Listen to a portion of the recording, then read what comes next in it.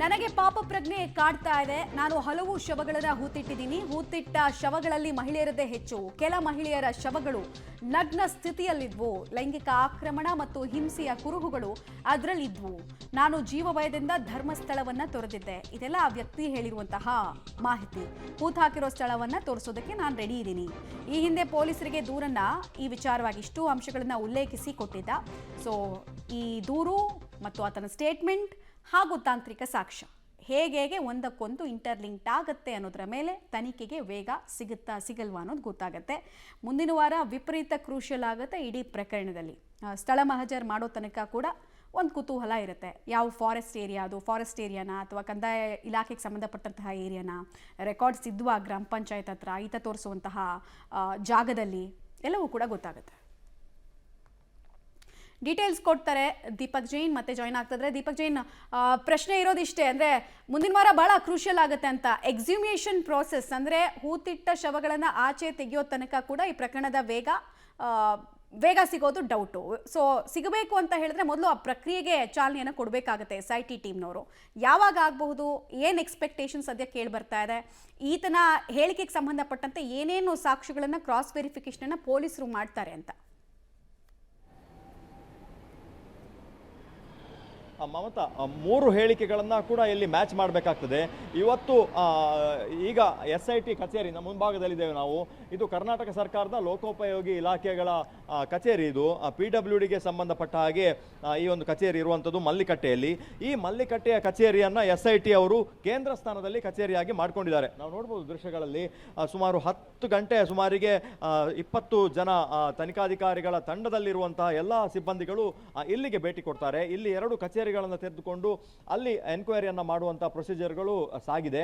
ದಕ್ಷಿಣ ಕನ್ನಡ, ಉಡುಪಿ ಮತ್ತು ಉತ್ತರ ಕನ್ನಡ 3 ಜಿಲ್ಲೆಯನ್ನ ಜೋಡಿಸಿಕೊಂಡು ಒಂದು SIT ಅನ್ನ ರಚನೆ ಮಾಡಿರುವಂಥದ್ದು. ಇದರಲ್ಲಿ ಬೈಂದೂರಿನ ಇನ್ಸ್ಪೆಕ್ಟರ್ ಇರ್ಬೋದು, ಮುಲ್ಕಿಯ ಇನ್ಸ್ಪೆಕ್ಟರ್ ಮತ್ತು ದಕ್ಷಿಣ ಕನ್ನಡ ಜಿಲ್ಲೆಯ ಬೇರೆ ಬೇರೆ DYSP ಲೆವೆಲ್ ರ್ಯಾಂಕಿಂಗ್ನ ಅಧಿಕಾರಿಗಳು ಎಲ್ಲರೂ ಕೂಡ ಇರುವಂಥದ್ದು. ಅನುಚೇತ್ ಅವರು ಆರಂಭದಲ್ಲಿ ಹಿರಿಯ ಅಧಿಕಾರಿಗಳ ಒಂದು ಮಾತುಕತೆಯನ್ನು ಇಲ್ಲಿ ನಡೆಸಿದ್ದಾರೆ. ಪ್ರಮುಖವಾಗಿ ಈ ಹೇಳಿಕೆ ದಾಖಲು ಮಾಡಿದ ನಂತರ ಆತನನ್ನು ಮಹಾಜರು ಮಾಡಬೇಕಾಗ್ತದೆ, ಆತನನ್ನು ಬೆಳ್ತಂಗಡಿಗೆ ಕರೆದುಕೊಂಡು ಹೋಗಬೇಕಾಗ್ತದೆ. ಪ್ರಮುಖವಾಗಿ ಅದು 3 ದಶಕಗಳ ಹಿಂದಿನ ಪ್ರಕರಣ ಆಗಿರೋದ್ರಿಂದ ಎಲ್ಲವನ್ನ ಕೂಡ ಆತ ಮೆಲುಕು ಹಾಕಬೇಕಾಗ್ತದೆ. ಆತನಿಗೆ 100 ಪ್ರಶ್ನೆಗಳನ್ನು ಈಗಾಗಲೇ ತನಿಖಾ ತಂಡ ರೆಡಿ ಮಾಡಿದೆ ಅನ್ನುವಂಥದ್ದು. ಹಾಗಾಗಿ ಎಲ್ಲ ಹೇಳಿಕೆಗಳನ್ನು ಅವರು ಆರಂಭದಲ್ಲಿ ದಾಖಲು ಮಾಡ್ತಾರೆ. ಮತ್ತು ಈಗಾಗಲೇ ಜಡ್ಜ್ ಮುಂದೆ ಆತ ಕೊಟ್ಟಿರುವಂತಹ ಹೇಳಿಕೆ, ಪೊಲೀಸರ ಮುಂದೆ ಹೇಳಿಕೆ, ಮತ್ತೊಂದು ಲೆಟರ್ ಹೇಳಿದೆ, ಎಲ್ಲವೂ ಕೂಡ ಅದು ಮ್ಯಾಚ್ ಆಗಬೇಕಾಗ್ತದೆ. ಆ ನಂತರ ಆತನನ್ನು ಬೆಳ್ತಂಗಡಿಗೆ ಮತ್ತು ಧರ್ಮಸ್ಥಳದ ಗ್ರಾಮಕ್ಕೆ ಕರ್ಕೊಂಡು ಹೋಗಿ ಅಲ್ಲಿ ಆತ ಹೂತಿಟ್ಟಿದ್ದಾನೆ ಅನ್ನುವಂತಹ ಕಳೆದ 30 ವರ್ಷಗಳ ಹಿಂದಿನ ಪ್ರಕರಣ ಆಗಿರೋದ್ರಿಂದ 2004ರಿಂದಲೇ ಆತನ ಒಂದು ಎನ್ಕ್ವೈರಿಗಳು ಆಗಬೇಕಾಗ್ತದೆ. ಆತ ಯಾವ್ಯಾವ ಭಾಗಗಳಲ್ಲಿ ಹೂತಿದ್ದಾನೆ ಅನ್ನುವಂಥದ್ದು ಪ್ರಮುಖವಾಗಿ ಈಗ ಚರ್ಚೆಯಲ್ಲಿರುವಂಥದ್ದು.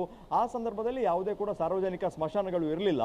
ಹಾಗಾಗಿ ಧರ್ಮಸ್ಥಳ ಕ್ಷೇತ್ರಕ್ಕೆ ಬಂದು ಅಲ್ಲಿ ತಾನು ದೇವರ ಪಾದ ಸೇರಬೇಕು ಅನ್ನುವಂಥ ಹಿನ್ನೆಲೆಯಲ್ಲಿ ಯಾರೆಲ್ಲ ಆತ್ಮಹತ್ಯೆಯನ್ನು ಮಾಡಿಕೊಂಡಿದ್ದಾರೆ, ಎಲ್ಲ ಪೊಲೀಸ್ ಪ್ರೊಸೀಜರ್ಗಳನ್ನು ಮುಗಿಸಿದ ನಂತರ ಅಲ್ಲಿ ಅವರನ್ನು ದಫನ್ ಮಾಡುವಂಥ ಕೆಲಸಗಳು ಆಗಿತ್ತು ಅನ್ನುವಂಥದ್ದು. ಹಾಗಾಗಿ ಅಲ್ಲಿ ದಾಖಲಾದ ಕೇಸುಗಳು ಯಾವುದು, ಮಿಸ್ಸಿಂಗ್ ಪ್ರಕರಣಗಳು ಯಾವುದು, ಮತ್ತು ಈತ ಹೇಳುವಂತಹ ಹೇಳಿಕೆಗಳು, ಅಂದರೆ ಯಾವ ಸಂದರ್ಭದಲ್ಲಿ ಆತ ಈ ಥರದ ಕೃತ್ಯವನ್ನು ಎಸಗಿದ್ದಾನೆ ಅನ್ನುವಂಥದ್ದು. ಯಾಕಂದರೆ ಆತ ಕೂಡ ಒಬ್ಬ ಆರೋಪಿ ಆಗ್ತಾನೆ.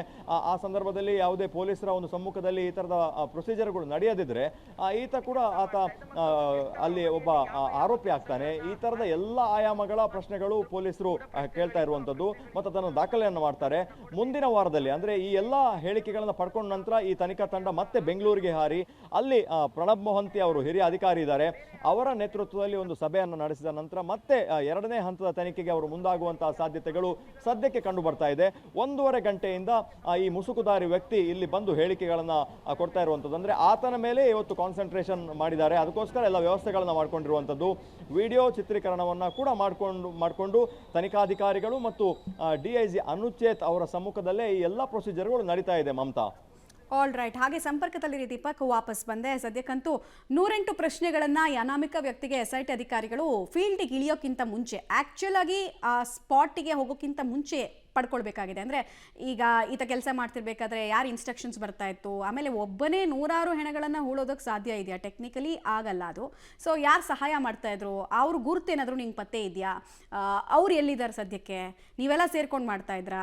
ಇದಕ್ಕೆ ಗ್ರಾಮ ಪಂಚಾಯತ್ ಗಮನಕ್ಕೆ ಬಂದಿರಲಿಲ್ವಾ? ಈ ಥರ ಸುಮಾರು ಪ್ರಶ್ನೆಗಳನ್ನು, ಬೇಸಿಕ್ ಪ್ರಶ್ನೆಗಳು ನಾನು ಹೇಳಿದ್ದು. ಇದನ್ನೂ ಮೀರಿದಂತೆ ಇನ್ನೂ ಡೆಪ್ತ್ ಆಗಿ SIT ಅಧಿಕಾರಿಗಳು ಕೇಳಲಿಕ್ಕಿದ್ದಾರೆ. ಆ ಪ್ರಶ್ನೆಗಳಿಗೆ ಆತ ಕೊಡುವಂತಹ ಉತ್ತರ ಮತ್ತು ಸಲ್ಲಿಸುವಂತಹ ದಾಖಲೆಗಳು. ಫಾರ್ ಎಕ್ಸಾಂಪಲ್, ಯಾರ್ದಾದ್ರು ಐಡೆಂಟಿಟಿ ಇತ್ತಾ ನಿನ್ನ ಜೊತೆ ಕೆಲಸ ಮಾಡಿದವ್ರದ್ದು, ನೀವು ಎಷ್ಟು ಜನ ಟೀಮ್ ಇತ್ತು, ಯಾವ ಹಂತದಲ್ಲಿ ಯಾರ್ಯಾರ ಜೊತೆಗೆ ಕೆಲಸ ಮಾಡ್ತಾ ಇದ್ರಿ ಅಂತ ಸುಮಾರು ಪ್ರಶ್ನೆಗಳನ್ನು ಕೇಳಿದಾಗ ಅವ್ರ ಹೆಸರುಗಳನ್ನು ಕೂಡ ಬಾಯ್ಬಿಡಿಸೋ ಪ್ರಯತ್ನವನ್ನು ಮಾಡ್ಬೋದು. ಆಮೇಲೆ ಅವ್ರನ್ನೂ ಕೂಡ ಅಗತ್ಯ ಬಿದ್ದರೆ ವಿಚಾರಣೆಗೆ ಕರೆಸಬಹುದು. ಆಮೇಲೆ ಇವ್ರಿಗೆ ಯಾರು ಈ ಕೆಲಸವನ್ನು ಮಾಡೋದಕ್ಕೆ ಹೇಳ್ತಾ ಇದ್ರು, ಅವ್ರೇನಾದ್ರು ದುಡ್ಡನ್ನು ಕೊಡ್ತಾ ಇದ್ರಾ, ಯಾವ ಅಕೌಂಟಿಗೆ ಹಾಕ್ತಾ ಇದ್ರು, ಅದರದ್ದು ಟ್ರಾನ್ಸಾಕ್ಷನ್ ಹಿಸ್ಟ್ರಿ ಇದೆಯಾ?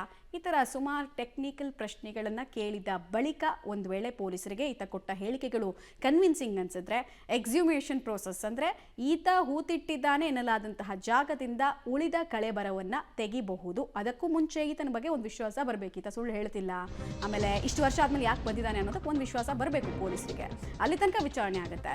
ಧರ್ಮಸ್ಥಳ ಪ್ರಕರಣದಲ್ಲಿ ಅನಾಮಿಕ ವ್ಯಕ್ತಿಯ ವಿಚಾರಣೆ, ಅನಾಮಿಕ ದೂರುದಾರನ ವಿಚಾರಣೆಯನ್ನು ಅಧಿಕಾರಿಗಳು ನಡೆಸ್ತಾ ಇದ್ದಾರೆ.